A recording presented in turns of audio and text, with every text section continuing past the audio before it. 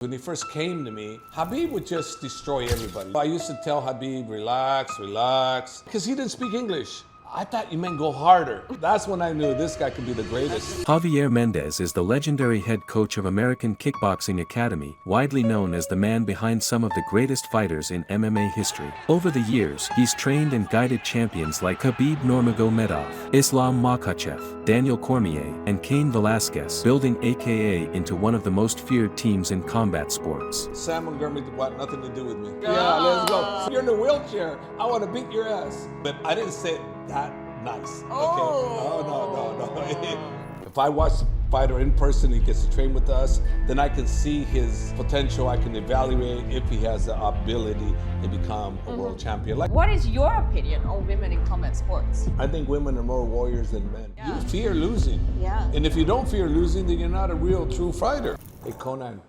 aren't you my makeup guy? Yeah. How's my hair? Amazing. Is my hair good? Okay. My lips good?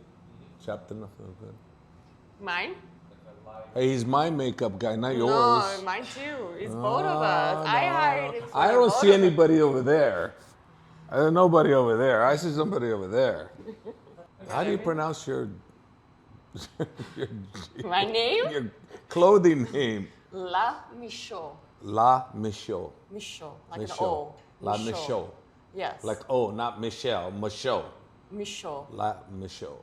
But like the combat sports line is LMA. LMA. If you don't know it, you can just say LMA. LMA. And then in AKA. AKA. And then we're relentless in Javier Mendez. La Michaux. Michaux. Michaux. Michaux. Michaux. Like, I'm gonna go LMA. Okay? LMA. Told you, don't tell me what to do. I know. I think know. I'm a parrot, but not a good parrot. If you tell me say hello, I'll say, ¿Qué quieres, cabrón? Blah, blah, blah. I'll say nasty words. Okay. You know? Just that way. Whenever we're ready. Whenever you're ready. Oh, we're already filming? Okay. Well, that's the introduction. That was a good intro. Okay, guys, welcome to the Boxing to Brunch podcast, where we talk about all things combat sport, fashion, and lifestyle. I'm very happy to introduce our very first guest today, who is the most legendary MMA coach on this planet and has trained over 20 plus world champions such as Khabib Nurmagomedov, Islam Makhachev, Daniel Cormier, and the list goes on. He has built an incredible legacy through AKA American Kickboxing Academy, and I'm not only honored to have him here as our very first guest, but to also call him a friend. The man, the myth, the legend. Welcome, Javier Mendez. Thank you, Sarah. What a great intro. Let's do it again. I want to hear that. Great, you know, it's like, that's awesome. LMA, where we need to go for your best clothing. Yes, thank you. For fight gear and fashion wear. Yeah, thank you. Yeah, maybe to give some context to people, like, we know each other actually already for quite a while. Quite a while. Yeah, and we got quite close, I think, like over the last year, 2 years. Yeah, you sent me some really cool LMA clothing way back in the day to AKA, and I gave it to some of my female fighters, and they loved the clothes. Good. So, yeah, I'm happy to hear that. I'm happy to hear that. It's a big hit. Yeah. Yeah, and then like, so, yeah, things have changed a little bit with the brand, you know, how it goes. So, yeah, we're very soon launching our first combat sports line, and that's why, of course, the origin of now Boxing to Brunch has come about. But first of all, where are we today? Where did you bring us? I brought you guys to the #1 Italian food restaurant in Dubai, across from Dubai Mall. It's called Mamabella's. It's partly myself with a few other partners. It's a beautiful restaurant. For those of you that are in Dubai or those that are not in Dubai or visit Dubai, please come to Mamabellah's, have a great Italian dinner or lunch, and just say Javier sent you. Perfect. Yeah, right? Yeah. Yeah, I love it. I love the setting. I love all the little details. So is Italian then your favorite food? Italian is one of them. I have more, but Italian is one of them. But for sure, it's a great food. And what are you drinking today? What did we order? I have my normal, typical once a day cappuccino, but I have to have it actually before 12, because if I have it past 12, I won't be able to sleep. Mess me up. I don't know, whatever reason. But You guys know what I'm talking about, the ones that can't really drink caffeine after 12. You know what I'm talking about. Exactly. So, and yeah, we're now in Dubai. And you have been living in Dubai already for quite a while, haven't you? Yeah, I've been in Dubai since 2019 when Khabib fought Dustin Poirier here at Abu Dhabi. It was the first MMA event of this magnitude in Abu Dhabi, and I've been here every year since. The last 2 years I've been here almost 95% of the time I've been in Dubai, and it feels like home. I consider it home. You know, everybody that's here is fantastic. The rulers of the UAE and what they do to keep their people happy and safe, it's amazing. I've never been to a country that does so much for its people. And if we take it back to the beginning, like let's start at the beginning. How were you as a kid? Because you grew up in Mexico, right? I grew up in Mexico, and when I was 4 or 5, I came to the United States. I was extremely shy as a kid. I couldn't speak because I was too shy to speak. So I remember my very first time when I was in Mexico going to school. Maybe I was 4 or 5, I don't remember.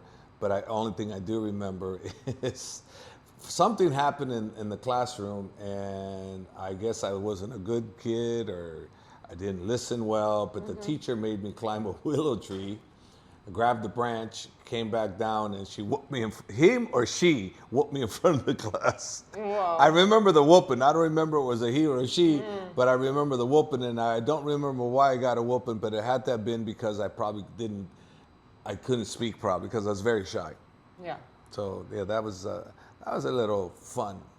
And we were talking about it the other day, and I found that really interesting. So I want to pick up on that again, because you said you're very shy as a kid, but you said that the sports has brought you more confidence. Can you elaborate on that? Well, it wasn't sports; it was martial arts. Martial arts is what got me out of this situation, because when I graduated from high school, I was able to get a fake ID. I had my older brother. I used his name, and I went into the Department of Motor Vehicles, and I had a fake ID that got me into the nightclubs, the 21 and over. And I had a girlfriend of mine that was a big flirt, and she would always have me stand on the wall, stand like a I don't know what the hell she was having me stand, but I would just stand on the wall, and she's out there being goofing around, playing with all these guys, et cetera, and she ended up flirting with some kind of well-known drug guy, and me being 19 years of age, I'm thinking, oh, this is, it's my girlfriend, la la la. Yeah. So I got antsy with him. I went and confronted him, and of course the bouncer stopped it, and right after that happened, I realized, I go, whoa, wait a minute. I don't know how to fight. I'm going to fight somebody. Hey, I don't know how to fight. I'm thinking, oh my God, I better learn how to fight. So after that happened, I went to look for martial arts because I was a big, giant Bruce Lee fan like everybody else. Okay. And everything Bruce Lee, we were all in it. And so I went to look for martial arts places, and I found the martial arts place, Korean martial arts called Tong Soo Do. Okay. And I went and started taking lessons there. And the whole idea behind the martial arts was, achieving a black belt. So the instructor says, "You want a black belt?" I go, "No." "Well, why are you here?" I go, "Well, I want to learn how to fight." Yeah. And I said to him, "Does being a black belt mean I could fight?" He said, "Yes." I said, "Then I want a black belt." But part of being a black belt, it's not as easy as just getting a black belt. Part of it is, the school I belong to, you have to learn how to teach. And I started in Tong Soo Do, but I switched over to Taekwondo with a great master named Ernie Reyes Sr. My instructor was Scott Coker, but his senior instructor was Master Reyes. And it was from there that as I moved up the rank that, Master Reyes asked me if I would like to teach at a family fitness center. And I was a red belt at that time. I didn't want to get that black belt because there's that teaching, right? You have to do. Yeah. So he asked me if I could teach at family fitness, and I wanted to say no. I said, no, I don't want to do it. I don't want to do it. But because it was him and I respected him so much, I said I would do it. And man, for that whole week leading up to it, I was just like, oh my God, what am I going to do? How am I going to? I mean, I was so scared. I was so scared that how I was going to get through this, you know? Yeah. And when I got there, something clicked, and all of a sudden, I knew what to teach. I knew how to motivate the people for whatever reason, and I had a great time. And the rest led from there. That's how it started. That's awesome. Yeah, it is always, right? When you feel like the most fear, like growth is so really at the other side of that. And yeah, I found that a really great story to hear how you know, like different things led up to that part. So, and that was like actually your first coaching Yes, opportunity. my first coaching was at the Family Fitness Center in Campbell, California, you know, which is Northern California area, and it was through it was Master Ernie Reyes is the person that wanted me to do it, and Yeah. had it probably been anybody else, I would have said no. Yeah. But I'm glad I didn't because it changed my life. It changed my life. Great to hear. A lot of us that are out there, I know there's a lot of people out there that have this issue too. They're very shy, they can't speak, they're having a hard time expressing themselves. And I'm telling you guys, you know, there is a process there in gaining the confidence in something that you're good at, something that you love, that will give you that outlet to be able to communicate with people, you know. So find what you love, do what you love, and be consistent with it. 100%, yeah. I think that's the beauty of the sport, right? I think I'm so happy to see that the sport is in such a, how do you say it, like on a rise. So many more people are getting into it, and like the sport gives you so much. Like for you, it gave you like, it changed your life by giving you more confidence and opportunities and like your first coaching experience. But like, yeah, it's like, it becomes such a part of you. Yeah. Like you get obsessed with it. It's like part Yeah. of your lifestyle. And Yeah. Well, the martial arts didn't give me the confidence because, you know, confidence I got from real fighting. yeah, Because then I know what I can do. Yeah. But the martial arts gave me discipline. It developed my character. It gave me respect. You know, and all those type of things that it taught me were fantastic. Martial arts is a really great thing to get involved with for kids and adults and whatnot. But for actual real confidence, I mean, I'm sorry, but you have to really be engaged physically, you know, with somebody, and that's what really gives you that giant edge. So any contact type like sport, if it's martial arts and it leads to competitions, then yes. If you don't ever compete, I think it's false confidence. You think personally. so? Yeah, I Yeah? think so. Like one of the reasons why I love jiu-jitsu is because with jiu-jitsu, it's hands-on. Yeah. They're like wrestling, Yeah. hands-on. Yeah. You're grappling, you're doing things, but martial arts, you know, you're not really trying to knock each other's head off, and you know, No, okay, so it's kind of controlled. But with wrestling, you're trying your best to submit that person. In jiu-jitsu and wrestling, you're trying your best to submit them, pin them. I'm sorry, not submit them, but you're trying to pin them. You're trying to win that match. Yeah. So you're giving your all. Whereas in the martial arts type training, a lot of it is controlled. yeah. It's controlled, and it doesn't really work as well until you actually go full board. Full board is when you really know what you can do. When you really step into the Yeah, ring you or step- cage yeah, or yeah, whatever. yeah. Yeah, no, I understand your opinion. I think for me, and I felt like every person that I'm such a fan of the sport, but like for me, like, you don't know, I'm not pursuing like any fighting career, but I've had like 2-3 fights now, and I think definitely those are like pivotal moments in my life. But like also I feel like just doing the sport, and like, you know, I travel all over the world all by myself, and I think especially as a woman, like I do say to people, like knowing also a little bit like how to defend yourself, it's kind of like almost like it changes your aura, right? Like somehow you do know you will have a reflex, or you will kind of know what's something to do, and I think that definitely gave in my life more and more confidence. Like it changes a little bit, like how you walk, how you talk, without having really stepped into like a fighting ring. But yeah, maybe. But you did. You fought 3 times, and, Yeah. and that, you explained exactly what I'm talking about. You gained a new level of confidence, Yeah. and you didn't gain an invincibility confidence. You just gained confidence that, okay, I can take care of myself, and that is the number one thing that most people have a problem with, is they don't know what they can do. You know, you knew what you could do. You knew you could defend yourself, and you know you can't beat everybody, so you better know when to run. run if you need to run, you know. exactly. And of all situations, really, it's avoidance. But the confidence you gained from your 3 fights, it got better every time, didn't it? It did, but like in a different way too. And actually, maybe I wanna hear your opinion about it. I think like with my last fight, I was like in Cape Town. I think it was now like a month ago, and they were a little bit worried. My team, not my coach himself, but like my team about the experience of my opponent, and that just got in my head, you know. I was so nervous, like even like before the fight, I was crying. I was like, I don't want to do this. Like you go through this emotional roller coaster.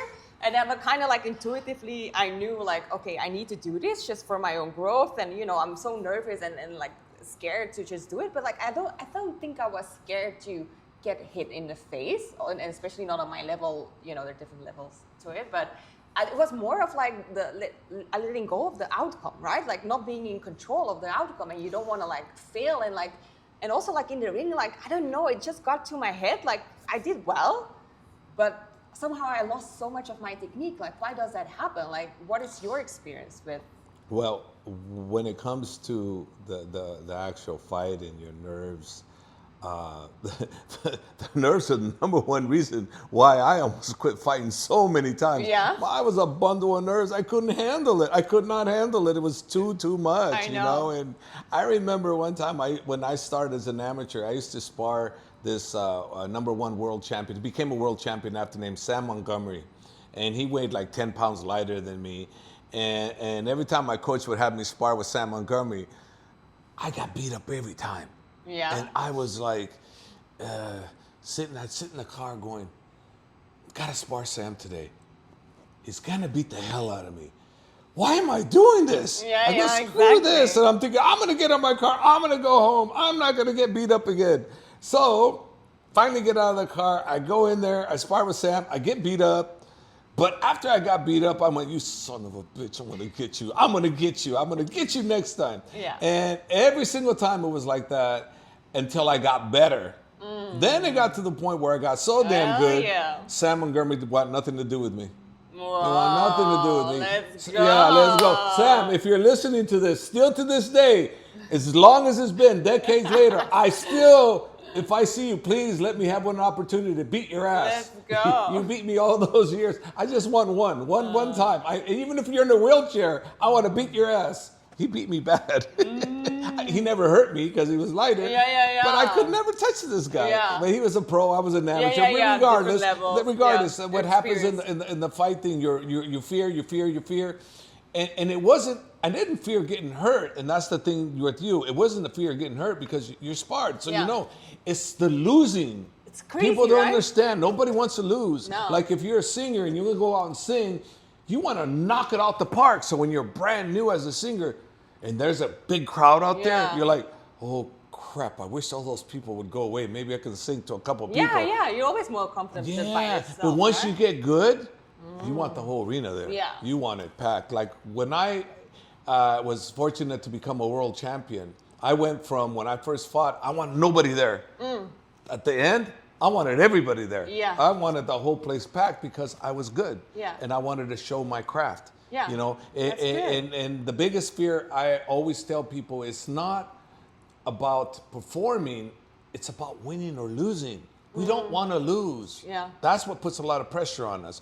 People go, I ain't afraid to get hurt. Yeah, well, if you're a fighter, you're not afraid to get hurt. Weird, But yeah. you People are. don't realize that, yeah. You fear losing. Yeah. And if you don't fear losing, then you're not a real, true fighter. Yeah. And why do we fear losing? I was like also thinking about it because I was really, and that's why I found like, I think everybody should have stepped in the ring at least once. Like, it's such a, like, you get to know yourself on such a deeper level, like I did now with my fight. And I really asked myself, like, no, I wasn't afraid to get hurt. I did put in the work. So, you know, like, you always need to do, like, the effort or otherwise results won't come. But, like, indeed, I realized, like, I was so afraid of losing. And you think about, like, is it, like, the validation of others? But, like, I think you just want to, like, you put, like, all the effort and time in it, and you just want, you know, of course, the better result. I think in anything you do in life, you know, you put yourself in a combative environment. Like if you're a lawyer, you put yourself in that that mindset of winning. I mean, Yeah. and nobody likes losing. I mean, No. in the court case, a lawyer doesn't feel good when he loses. No. You know, he fears losing. Yeah. He doesn't fear winning. He fears losing. The rejection is a big part of life that we don't like. No. We don't like rejection. We don't like it. We like when I was a young kid. One of the reasons why I would never approach women is because I feared rejection. You know, I feared rejection. If they rejected me, it would end my whole freaking year. Yeah. No, I think rejection isn't fun for anyone. No. Men or women. So in life, just challenge yourself. Go out and do it. So how did you get out over that fear of rejection? What helped you in that? For any men listening, maybe they can get some dating advice from the one and only. I'm no dating expert, but you know, if you're going to do something, do it because you want to do it, not because you're afraid. Yeah. You know, and you have to understand, if you get a negative, it's not necessarily something about your physical being. It may be something you said, it may be a circumstance, a situation, and maybe they have a boyfriend, maybe they have a husband, or it may be they don't like what you're wearing. It could be so many different variables, so you can't allow that to enter your mind and just take your shot. Because if you don't take your shot, you'll never know. And the never know is the worst thing that gets you. Exactly, regret. Yeah, if I should have, I heard the other day a very interesting concept. Like, we all want freedom, right? And we think the definition of freedom is like doing what we want to do. But true freedom is actually doing what we don't want to do. And because fear stops so many things. So actually, sometimes we feel so fear, like we don't want to do that because it's so, takes us to that other level. But true freedom is doing it. You kind of know intuitively, but then, if it makes sense. Yeah. Well, no, it makes sense. But the thing is, it's the things that you don't want to do. You need to look at what's the outcome of what you don't want to do. And if the outcome's very positive, then you switch that I don't want to do this into, if I do this, my results is this. Yeah. For instance, I don't want to do this job, but this job pays incredible amount of money. Yeah. So I'm focusing on my 10 hours of a job I don't want, but at the end of the day, I'm making 10 times more than I would anywhere else, even though I don't like it. So if you put yourself, what's the end goal? What's the end goal? Then you can overcome something like that. But if the end goal is, I don't like what I'm doing and I'm doing it for free, okay, then exit. Look for an exit. You know, there's got to be a reward for your effort. And if the reward is, I helped a friend, I helped my father, I helped my mother, and they're gonna love me for it, they're gonna appreciate me for me, there's your reward. Yeah.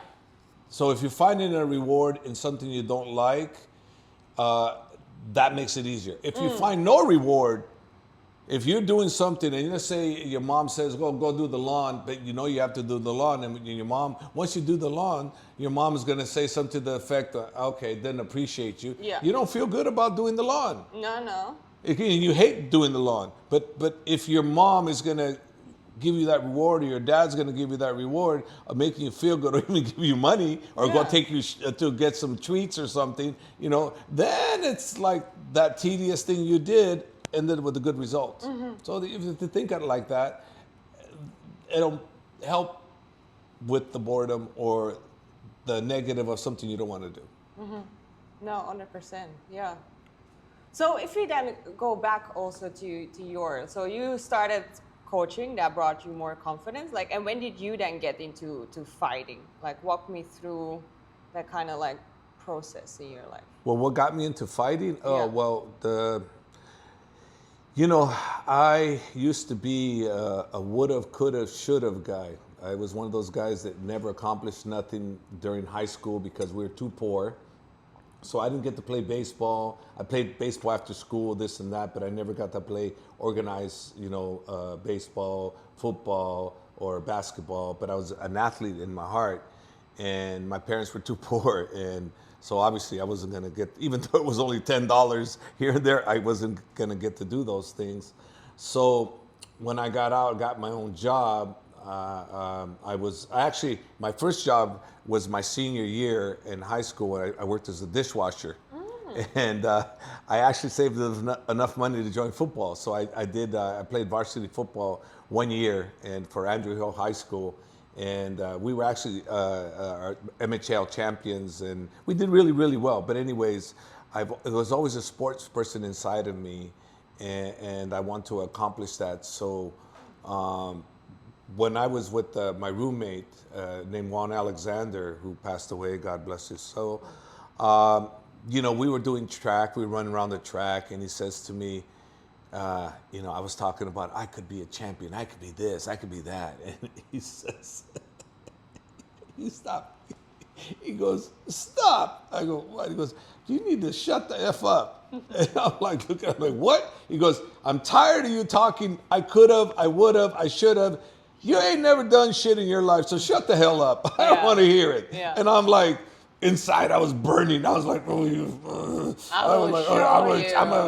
So next thing you know, fast forward, I was with Scott Coker, who's one of my best friends, and who happens to be, he was the CEO for back then, it was a kickboxing event. It was PK, no, not PK. But anyways, West Coast Promotions. Okay. He did a West Coast promotion. He was the promoter for that, him and Rick Hines. And then from there, he turned into Strike Force. So he was doing Strike Force. But I worked with him when he was with West Coast Promotions. And I used to help him pick up fighters like Brad Hefton, Bill Wallace, Robert Visitation, Peter Cunningham, a lot of that old MMA. I'm sorry, I keep saying MMA because I'm so but kickboxing. Yeah. So I would pick up all these guys, and it was all fun, this and that. And I'm sitting with Scott Coker at a Denny's, and Scott's saying to me, "Hey, you know, I'm looking for someone to do an exhibition with Bill Superfoot Wallace because the last guy that I had, Bill knocked him out, and I need somebody." And I said, "I'll do it."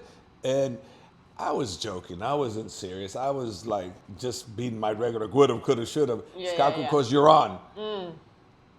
I was like, okay. I'm like, I was about to say, no, I'm only joking. Then I said, no, I'll do it. Juan Alexander in my head. Shut the F up. You haven't done nothing. So anyways, I do the thing with Bill Superfoot Wallace. I went to watch his seminar right before, because he did a seminar, then he did the next day, did the exhibitions with people. And I was like blown away by how fast he only kicked with one leg. His other leg wasn't good. His lead leg was so goddamn fast, you couldn't hardly even see it. He kicked you 3-4 times like in a second. And I'm like, oh man, what did I get myself into? I'm in trouble. So I trained in to get ready. I did kickboxing aerobics at 24 Hour Fitness. Oh. No sparring, no nothing, because I didn't know anything about this stuff. And so I go into the fight with Bill Wallace, and what happened is the announcer, his name is Chris Chacon, who used to work with David Copperfield. He was David Copperfield's a famous magician in Las Vegas, and he was his assistant. So he was the announcer. So Bill Superfoot Wallace made me look good the first round. It was like he let me go. So I looked really good. And I'm like, no problem, la, la, la. After that first round, the announcer says, how many of you guys think who's winning this fight? Bill Wallace is going like this, like I'm winning, right? Yeah. And nobody applauded. Nobody. So Scott Coker runs up. He says, Khabib, you want to come down? And I'm like thinking, no, I'm good. So next thing you know, second round starts. Oh, man. It was not like the first round. It was a real fight. Now, it was a real fight. He hit me. I went fleet back. I went flying back. I come in. I hit him. He hit me. I hit him. He hit me. I hit him. So we were hitting each other back and forth. And all of a sudden, one round was breeze. The second round, I was dying. And this guy was out of breath. I was out of breath, but I didn't want to show him that. But inside, I was dying. He wanted to kill me. And I'm like, oh no. Then I bloodied his face up a little bit. After the round was over, he's like, grab me. Come on, Hob, one more. And I'm like, hell no, I'm done. I'm out of this. So as a result of that, what ended up happening is Scott said, you should fight. And I said, okay, so that's how my career started. Oh my goodness. It was on a dare because of Juan Alexander. Yeah. It wasn't, I didn't want to be a kickboxer. Yeah. It still wasn't in my, Not on your like ambition. no, Yeah, I just want to learn how to defend myself. That's it. Okay, cool. I was not wanting to be, a fighter. by It's any funny, means. like how I love to hear you tell that story, like how vivid it still is, because it has just been such a pivotal moment in your life, right? Yeah. It was. Yeah. It's the start point, and Scott Coker is the catalyst for getting me to continue with it. Because what ended up happening while I was training to fight, I had one of my students. His name is Gary Gibson. He was an ex-49er. He passed away too. God bless his soul. Anyways, he was sparring with my heavyweight. I was training people for fighting and boxing and kickboxing, and I had my heavyweight Golden Gloves champion, special seniors, which is a certain age group, under 10 fights, and his name was Jim Orlowski, and I had him spar. In the martial arts gym that I had, it wasn't a ring, it was just carpet.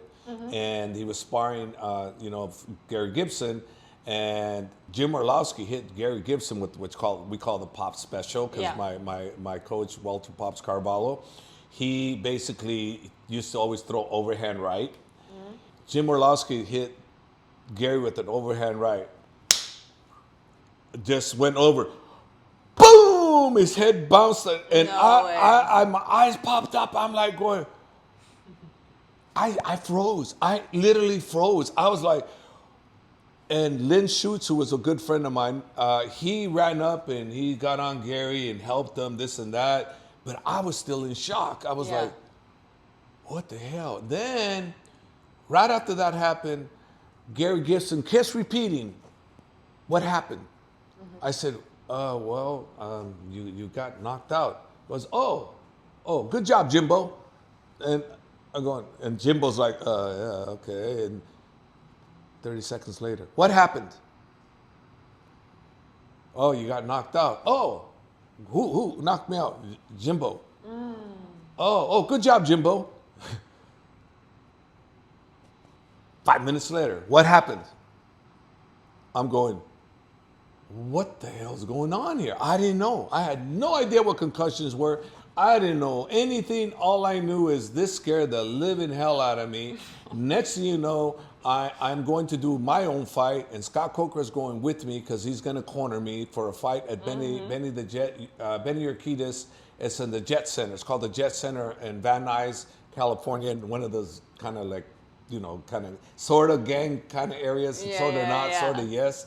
So I was going over there with him, and I explained to Scott Coker that I'm quitting. I'm not going to coach no more. I'm done. I am finished. I go, I'm done.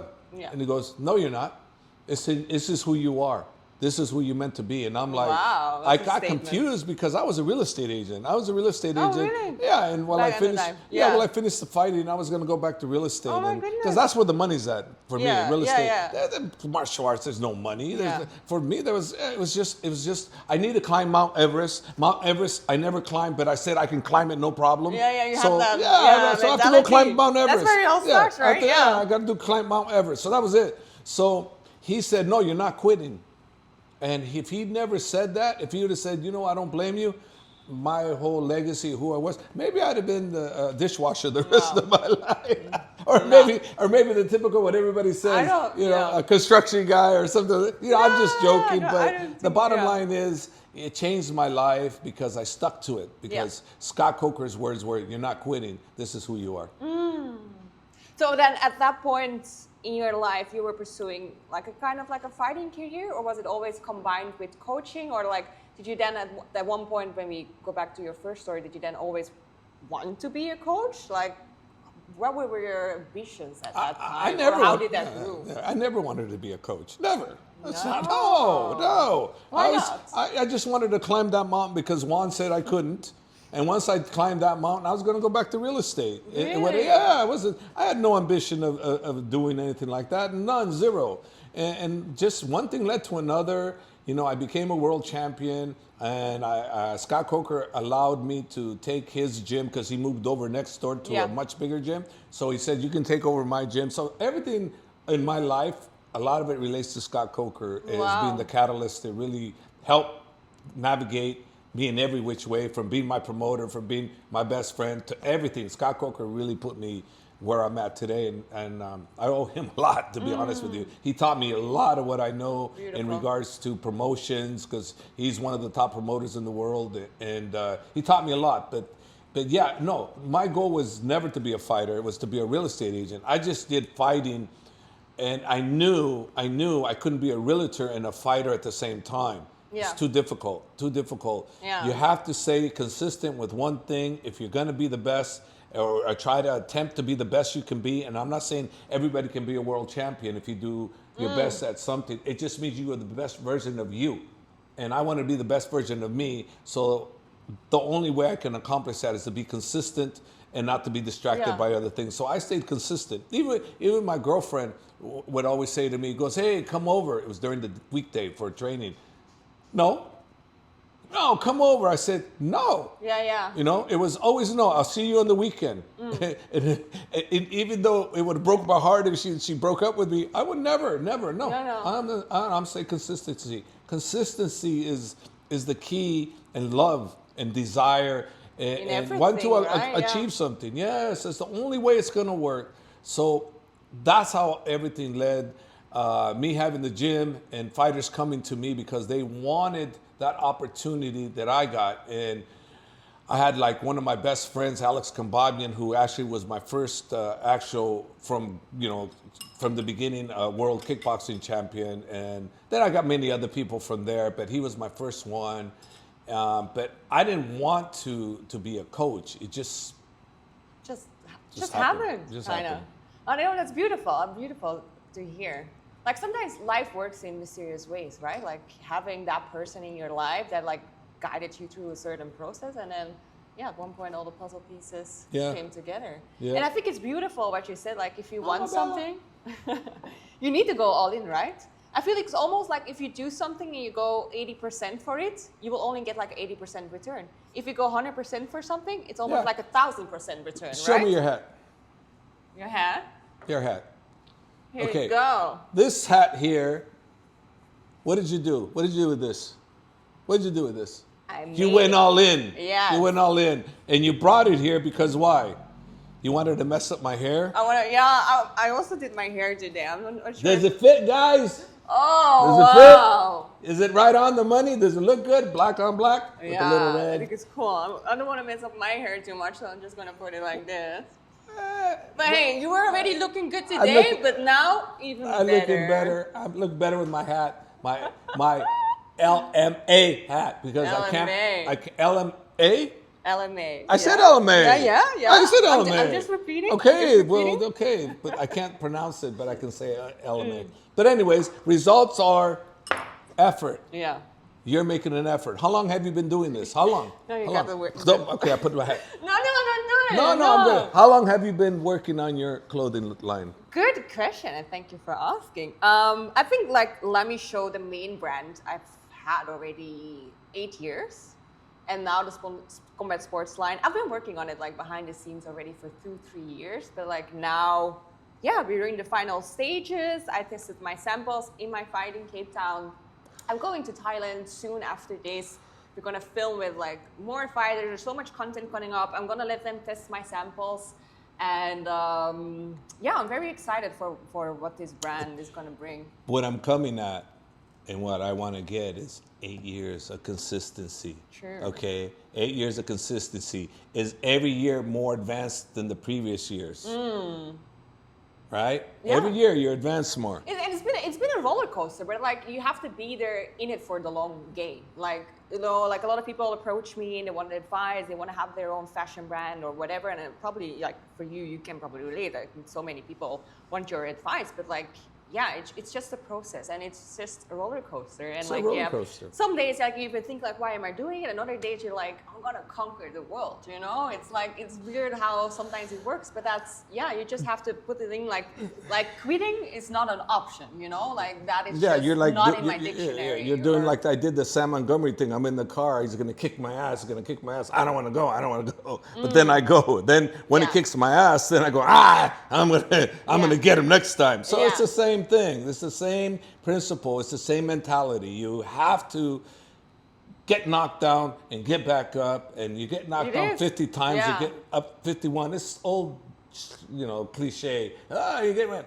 But it's true. It's true. Stay consistent. Bounce brings you back up. Yes. Just bounce higher. Yeah. And if you bounce the same, no problem, because you're still the same. Yeah. If you bounce below, work on. Yeah, learn from it, right? Like that's what life's about. Sometimes when you're at the bottom, you learn the most about, to get up and reach a higher level. Always reach a higher level. Yeah. The level of levels. Yeah. You're such a good coach. I think you should do this professionally as a... What, a clothing brand? No, this coaching, this like. It's too late. No, I'm already in it. I'm committed. Yes. I'm committed to Team Khabib and AKA, and now I'm doing the management thing also. I have. Tell me more about that. Myself and Ron Kessler, we started our own management company. We've had it before, but I just opened it up now, and we're starting to get more fighters, and through all my connections and everybody I know. Right. And I have the eye. As long as I get to see the fighter in person, not on video. If I watch the fighter in person, he gets to train with us, then I can see his potential. I can evaluate and I can figure out where we can potentially do with this person if he has the ability to become a world champion. Like, for instance, Cain Velasquez. I knew Cain Velasquez was going to be a world champion just on one little training session. Luke Rockhold, I knew he was going to be a world champion just on one session. I knew Daniel Cormier was going to be a world champion, but not on first session. It was like after I trained him one time, and he comes out and spars something I showed him, but it looked like he'd been doing it. I knew because his pedigree of being a world-class Olympic, wrestling athlete, and a 6-time national champion, So Daniel Cormier, I knew he was going to be one. And BJ Penn, I knew BJ Penn also. He didn't last with me through the world title status, but he started with me, and he had that potential. And I seen other people, and Khabib Nurmagomedov. I didn't know about him being potentially world champion until I realized that he does listen. Because when he first came to me, Khabib would just destroy everybody. Nobody he ever sparred, he didn't destroy. He destroyed everybody. The only person that actually did anything against him was Islam Makhachev. Islam is the only one that can actually give him some rounds where he would edge out Khabib. But for the most part, Khabib just smashed everybody. He just smashed everybody. He just smashed him. And, I used to tell Khabib, relax. And relax always turned into bam, kills harder these guys. And harder. He goes harder and harder. Oh my goodness. I'm like, because he didn't speak English. And I didn't really train Khabib until actually the second or third fight with us. His first fight, he fought, I forgot the individual's name, but I didn't train him. He trained in our gym for a month. And then the second fight, I think it was that third fight the third or the second fight I started working with him. But anyways, regardless, I started realizing what he could actually do is when he could speak English a little bit. And he learned a lot through some of the fighters and other people. And he said, Coach, he could broken English. I have a question. I go, okay. He goes, when you say relax, I go, yeah. He goes, I thought you meant go harder. I went, goodness. Oh, wow. Lost in translation. So I went, dang it. That's when I knew this guy could be the greatest. That's a funny story. So then I started feeding him things like, in my opinion only, I would tell him things like this. I go, Khabib, there's a reason why, for me, I consider Muhammad Ali the greatest all-time boxer because of one reason. Not what he did inside the ring, it's what he did outside. Yeah. If you look at all his story, you look at all the mosques he's built, all the people he's helped, what he stood for. All those things, to me, Ali became the greatest in my eyes, and he's somebody that I admire very much, still to this day, for what he's done. And I used to tell this to Khabib. I said, I don't know what it is about you. I go, but you're Muslim, and you have so many billion people, so many people that are going to gravitate, So I used to tell him that all the time. I go, I don't know what it is about you. I don't know what it is about you. And sure enough, there you go. The rest is history. He's one of the greatest of all time. And, now I'm with mostly Team Khabib. And I'm fortunate to be here in Dubai. Beautiful country, beautiful UAE. It's home for me. It's home for me. Everybody's embraced me here, and I embraced this country really wholeheartedly. And I have so many beautiful people here. That, anyways, going back to the fighting, the fighting is a love that I'm always going to have, but there's you're working also, on so many other things right like now. Mamabellas. Mamabella. Come support Mamabellas. We have great Italian food right across from Dubai Mall. But anyways, so it's the training is a love that I have, and I'm responsible, like Khabib, both of us, we're responsible for all the whole team. I'm like the head coach, but not the head coach, because Khabib's the leader. Yeah. But I'm his head coach, so. No, I love to hear that. And like, I always wondered, like, how do you recognize talent? And maybe also, like, you're now, besides still coaching the team, you're also working on so many other business projects at this time. For example, you told me, like, the management company. The management right company. Now. Clothing line coming. Oh, no, sorry. No. Yes, not casual wear, premium wear, nothing to do with fight stuff. We'll leave it to her.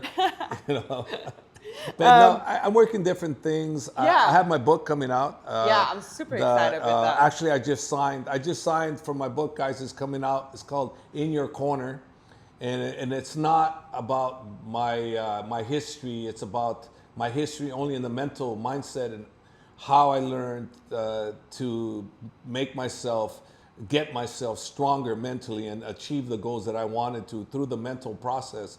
And this book is not about anything negative or anyone negative, because we all have negativity in our lives, and I don't want to ever write a book about the hardships and the treacheries and things that happened in my life. I'd rather leave that behind me. It's garbage. Yeah. So garbage is behind me. What's in front of me is the mentality, what we can grow with, how we can help someone achieve their goals, how we can have a parent become a better parent, how we can have a student become a better student, how we can have a fighter become a better fighter. There's a lot of things that can be done with the mind if it's done properly, and how much of the sport is mentally instead of physically? I think a lot of people underestimate that percentage. Right? For me, the mentality of a fight is so much bigger than anything else. Because everybody trains. If they're consistent, everybody trains. Yeah. But not everybody trains the mind, and not everybody believes in the mind. I'll give you a True. perfect example on a great mentality type training. Actually, I've used the mentality on one person that I think is going to be one of the greatest of all time, is Usman Nurmagomedov. I've used that on him. But he's doing great, right? Yeah, he's doing great. He's only going to do better. He's an incredible athlete. He's one of the greatest athletes I've ever trained in the whole scope of everything. Yeah. And the world's just now gonna see how great this guy is gonna be. And I've done a lot of mental work with him. Me and Khabib, both of us, and not just me. Yeah. Khabib also, and his younger brother Umar. We need to work with him too on the mentality. And Umar's coming along fantastic. Islam, no, Islam was already pretty freaking mentally strong right from the get-go. Some people don't need much mental work. Islam Makhachev, Islam Makhachev didn't need that much from me. I've been with him since 2013 or 14. Still to this day, been with him, still going, always going to be with him, always in his corner. But he needed the least work from me. Okay. He got work from many other people. I'm still in his life as his coach, but he's been able to utilize other people and grow with other people, which is fantastic. Yeah. Not everybody is going to gravitate towards you and, oh, you're the one. No. Islam made himself through his hard effort, through his choices of the coaches he wants to be around. Yeah. So that just means that not everybody needs me. It's sometimes like it's a ripple effect as well, right? And if you like sometimes just having somebody around that you can trust and like with other fighters and they're all like one team, I think that makes such a big impact. And like a good coach as you has a different approach to every fighter. I guess, right? 100%. You hit that on the nail. I don't treat them all the same. But as a team, we all have to be together as a team. Yeah. I've rarely ever actually get mad at my fighters, but like I did actually get pissed off at Team Khabib when Khabib took off to do some work and I was left just me, and these guys are goofing around and this and that. You guys know what happened. Oh, I got pissed off. Can you tell us what happened, or not? I basically told them, I said to them, and I didn't say these words, but it was like this. It was like, hey, you guys are a team. If you guys can't be here as a team, be here for each other, don't come to training. I don't want you here. Get the hell out. Don't even bother coming because I don't need you here. I don't need your effort. I don't need nothing from you. If you're going to be a teammate, you be here for your teammate. Be here for a team. We line up together. We finish together. We grow together. Yeah. And if you can't do that, I don't need you here. Yeah. No. But I didn't say it that nice. Oh. Okay. Oh, no. I've done it a few times at AK too, where I chewed them out. You know? I would like, yeah. No, everybody. Yeah. Normally you're always like, I'm happy. and like, I'm happy. so when they bring out that side of you, probably they deserved it. Yeah. No, I'm not. Look, I'm a different type of coach, but you can't walk on me. No, and but like, some of these guys, they guys think they can walk on me because I'm so nice, but they can't. They can't, because as a coach, if you're a legit coach and you really care about them, you can't let them walk on you, because they'll walk on you if they can. Not all of them. Yeah. Some of them, like Khabib, would never. Islam would never. But there's a few other ones. Umar's another one that would never walk on you. But there's other ones that would if you allow them. But you just got to put them in place. You got to line them up. And but for me, coaching is never the same. Every fighter is different. Every fighter has different wants, different needs, and different skill sets. And we have to acknowledge that. And we can't all put them in as one. Only we line up together. We finish together. I love that. We do that together. But we don't. You like purple. I like orange. Good you like you. Apples. I like bananas. Yeah. Yeah. So exactly. we're different. You wear a jacket. I have a t-shirt. But we're matching anyway. We're matching. Right? Yeah. No, I think like the teamwork is so special, and like I also read like something scientifically. If you like surround yourself with high performers, or just in general in life, the 5 persons around you influences you, right? So I think the team, they influence each other to get to the better level, and I think you're definitely like a big part of that as well. Yeah. Have you always thought that your career was gonna take off the way it did? Did you, like, if we talk about like, some people say like manifestation, have you always like visualized that, or like did it just, tell me more about it. Yeah, I'll tell you exactly, but first got to focus on my hat again. You look good. Just look at my maybe hat. I should put mine on. But in regards to the way you're saying, the visualization of me being a coach and where I wanted to be, it was purely accidental, but I love coaching, so I got further and further, and people kept coming to me because they wanted to do what I did, so I gave my all, and little by little I realized that I loved it. I love creating, I love coaching, I love leading people. Through this day, still to this day, I've taught for decades in a regular school class, like students, not fighters, and I never ever not enjoyed it. I love teaching. That's the ultimate goal in life, right? I always give my students a great workout, technique understanding, and a mental workout. Yeah.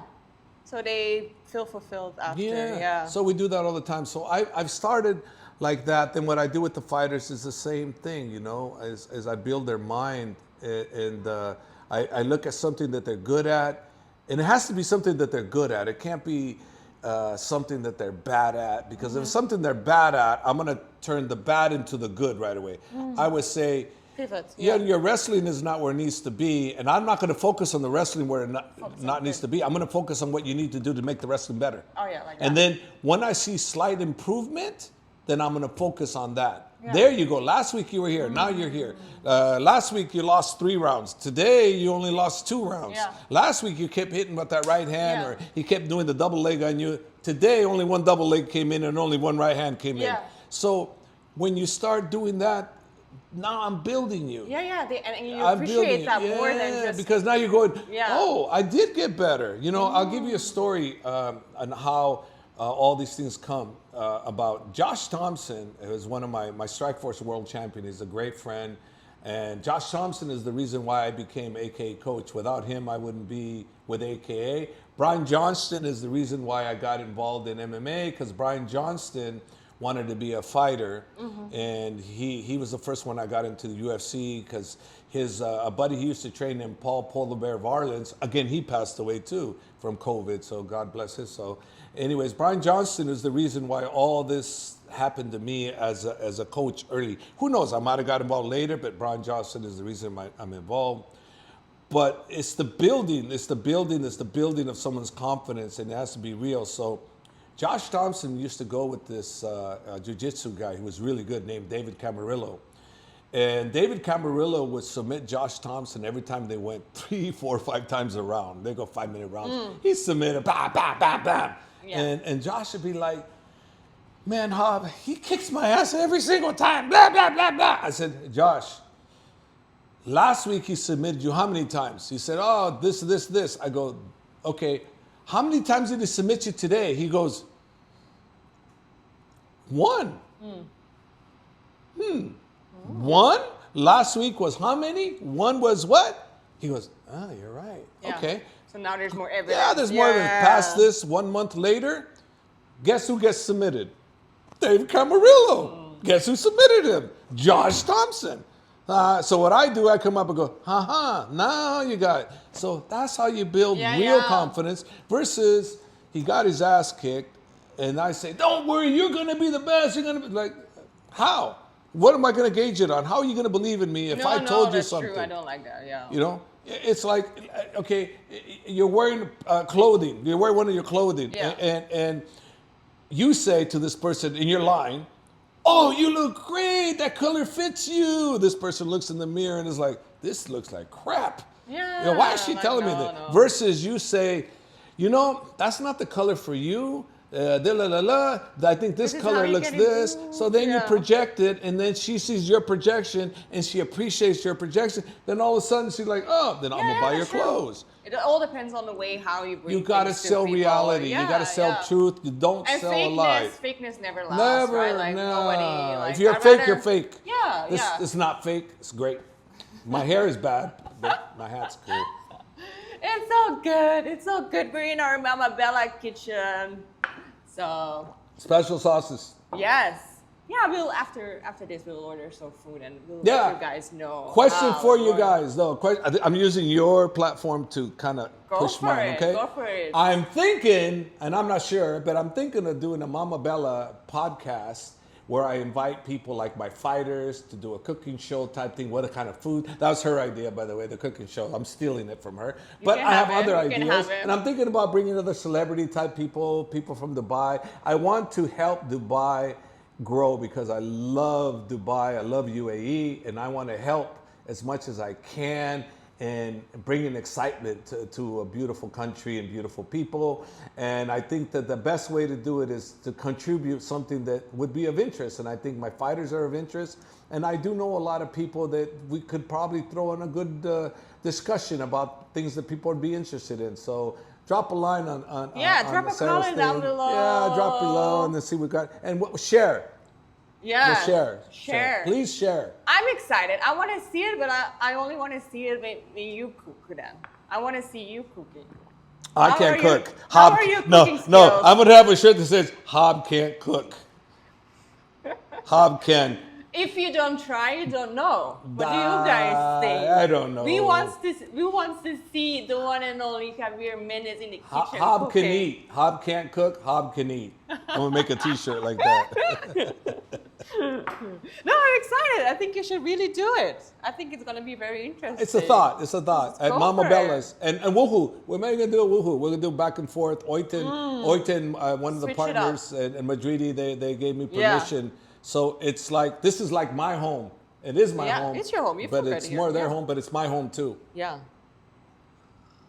Now, something else. What? Because we're talking about business, your projects, my projects, and mine is mostly focused on women. Like my brand is only going to be for women in combat sports. I wanted to create that fusion of more like fashion combining with combat sports because in my opinion, there isn't like any brand that provides for us women that femininity. When I first started the sport, I felt very judged, like doing like a masculine sport as a woman. So I think the brand will really help support women to feel feminine because their clothes affect how you feel, right? But what is your opinion on women in combat sports? My opinion on women in combat sports, true. I think women are more warriors than men.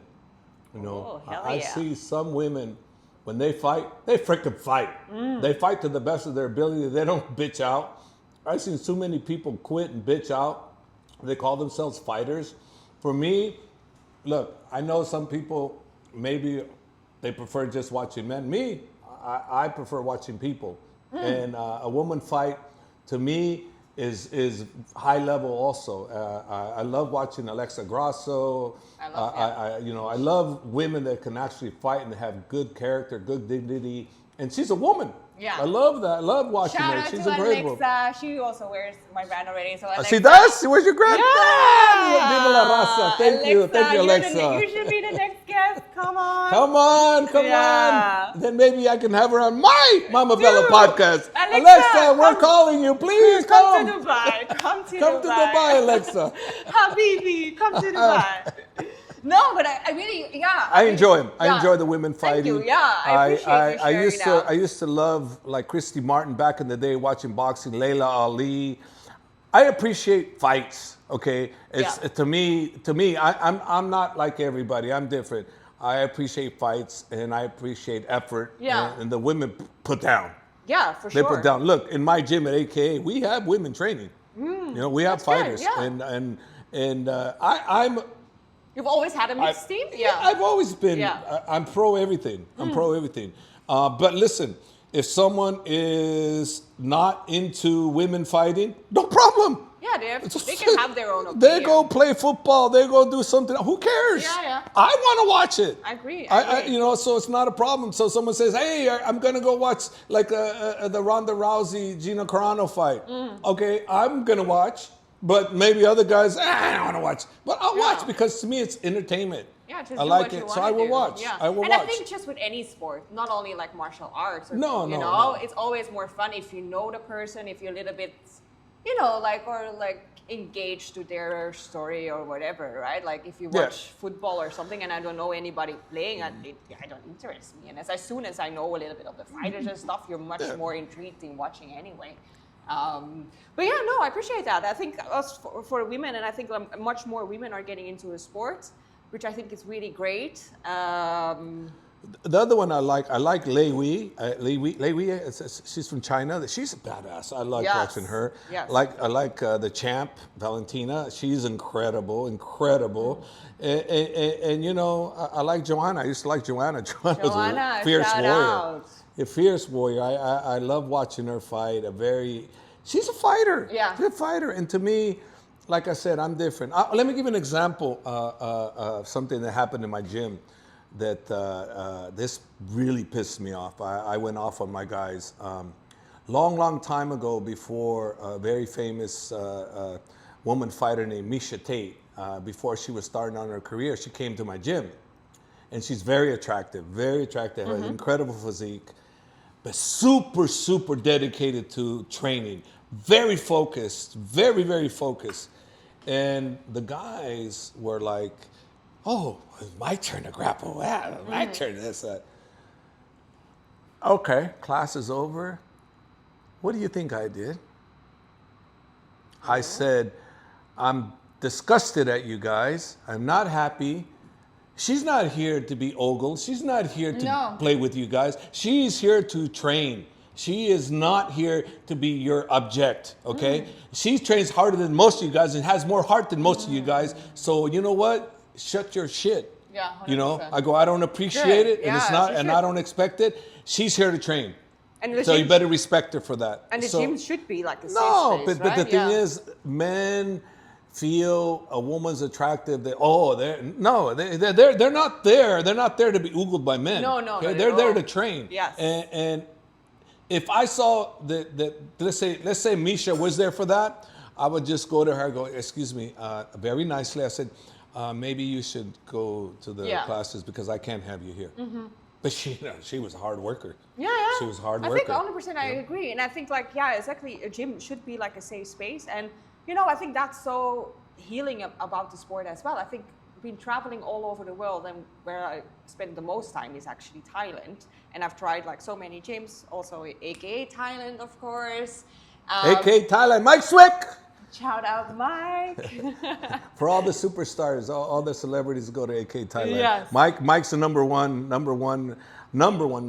for celebrities. It's a beautiful gym. I saw when I was there, Spacious gym. when I visited him last, he had paintings of Damon Hirst, the famous artist Damon Hirst. Damon don't know. gifted Mike some paint. He's number one painter in the world right now, Damon Hirst. should look him up. Yeah, Damon Hirst, he's big. Mike's got the big old Damon Hirst. So I go, who's that? Mike goes, oh, that's Okay. Damon Hirst. I go, who's that? Oh, you I didn't do? know, I didn't know who he Yeah, was. no. I know who he is now, but I didn't know then. Don't worry, it's just a little fluff. Okay. We're good. Camera guy, he can pick it up later. We're still working, I think so. But yeah, no, what were we talking about? Now you got me all distracted. No, about like indeed like Thailand, the gyms, like being as a woman. And I think actually like the best people in my life I met through the sport. Like also like if you're traveling, if you're a solo traveler and you go to a gym, you already have like a big passion in common.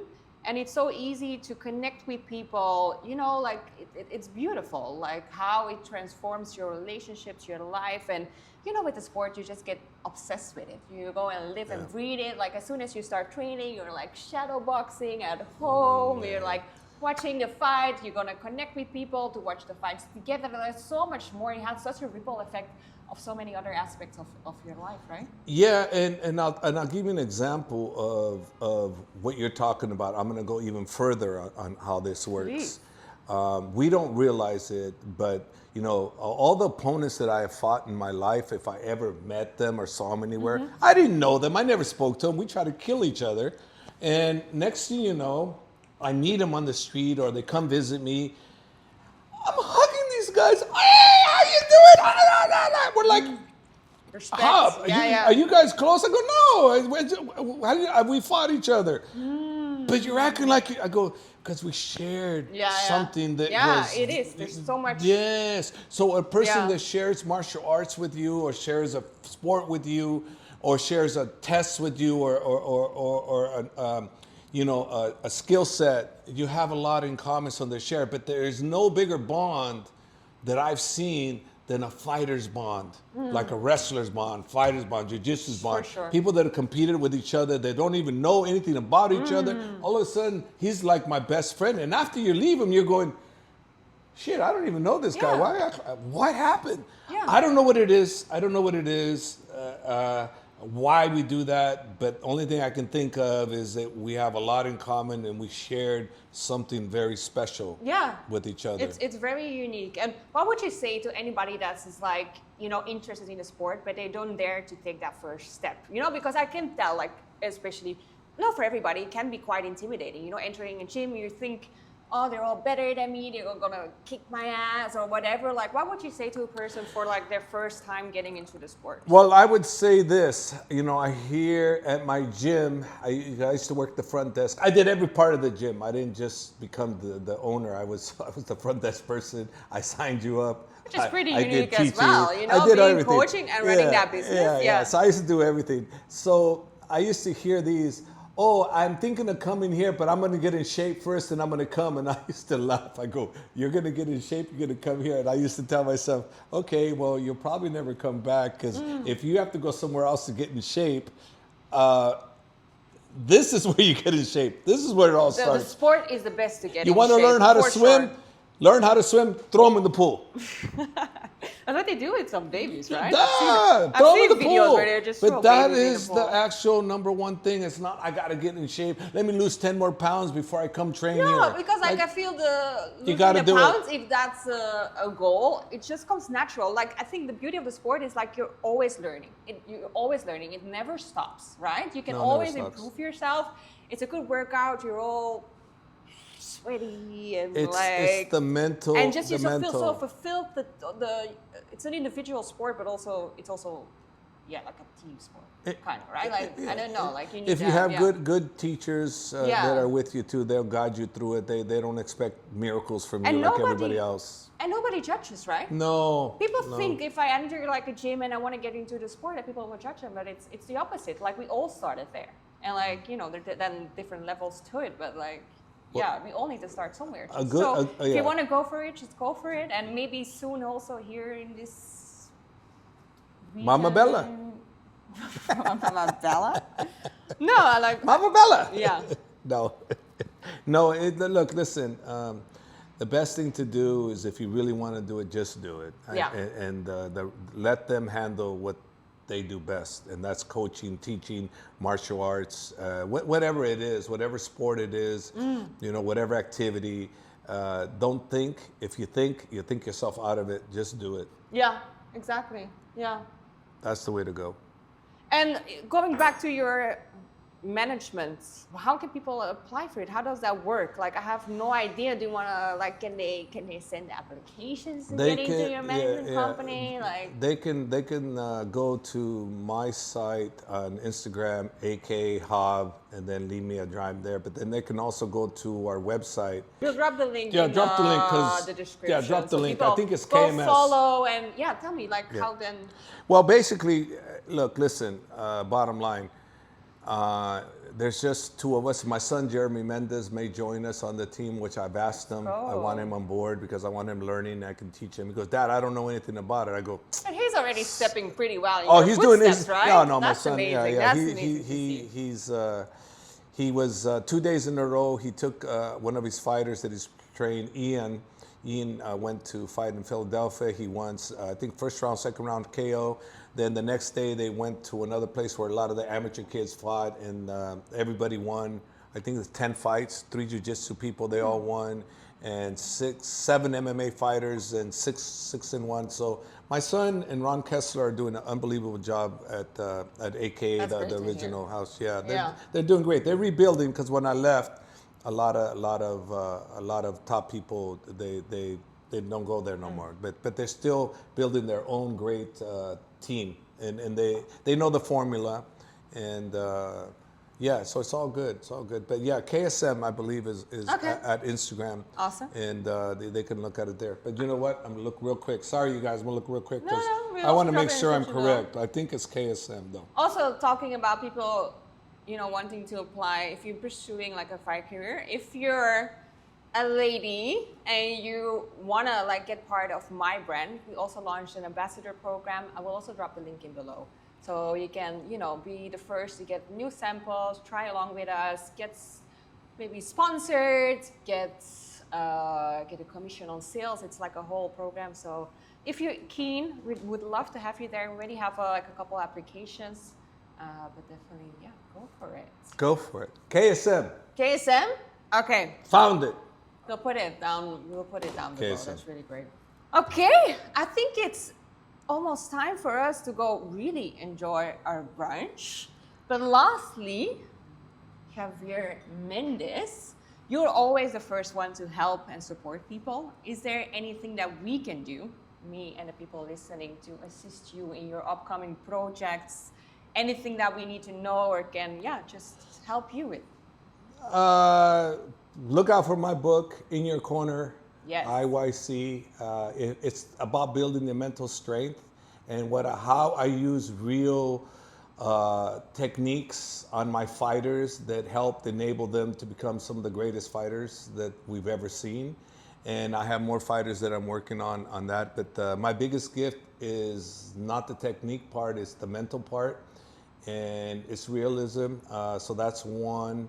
I have many other projects, you know, but yeah, my clothing line. But I won't say what the name is, but anyways. Coming soon. Coming soon. Stay tuned. Coming soon. Stay tuned. And off, you know what I'm talking about. So. No, amazing. We'll put everything in the description below so people can, you know, go and tag or follow, go apply, whatever we're going to do. We're definitely going to do that. And I really want to thank you. I appreciate you for being here. I always love talking to you, but yeah, I'm very grateful for you to have been now my very first guest for the Boxing to Brunch podcast. Thanks for the hat. I'm keeping the hat, man. Yes, you should. Actually, you should. And yeah. I'm keeping the hat. We'll see each other at the next one. Thank you guys for watching. Bye-bye. Bye-bye.